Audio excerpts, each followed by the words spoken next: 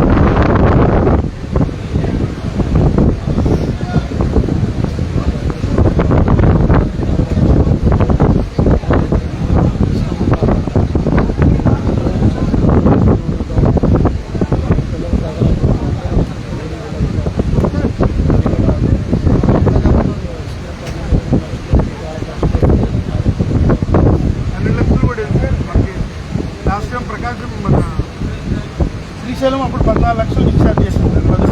ఇప్పుడు 15 లక్షలు డిశ్చార్జ్ చేసింది. కెపాసిటీ ఎక్కువ డిశ్చార్జ్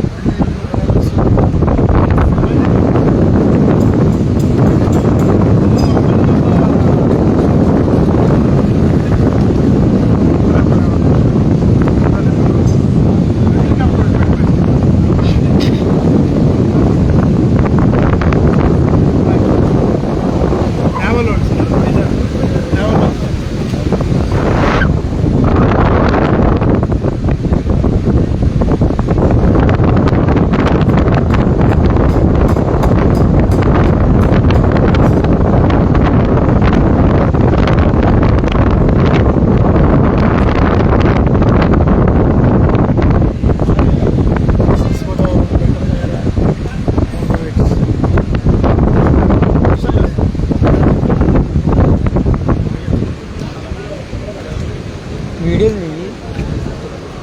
వెనకాల నుంచి తీసావా? వెనకాల నుంచి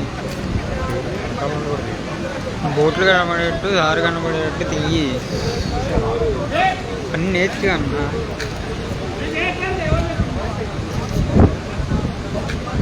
ఇది పట్టుకో, ఒకసారి చెప్తా దాపు.